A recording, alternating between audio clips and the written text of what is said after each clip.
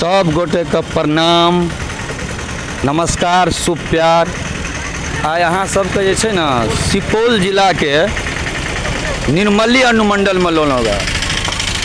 देखियो कि निर्मली के रेलवे स्टेशन भ गेले आ एकरा कहै छै 10 लाख चौक।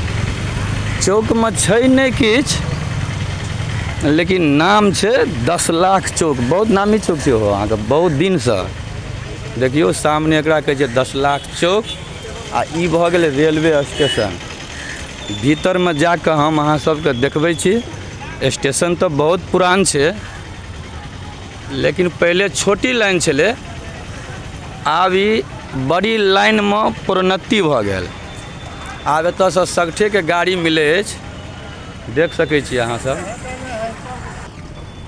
ई बाहर के कैंपस भ गेल, अहाँ के देख सकै छियै ई बाहर के कैंपस भ गेल। और हम भीतर जे छै ना स्टेशन में अंदर जाके अहाँ सबके देखाबै छी, बुझ गेलिए। तब देख लियो बाहर के ई कैंपस भ गेल निर्मली स्टेशन के। अब हम भीतर जा रहल छी, सीढ़ी बनल छै ऊपर जाय के लेल। और तकर बाद हम स्टेशन के जे छै ना प्लेटफॉर्म पर जाके अहाँ सबके देखाबै छी।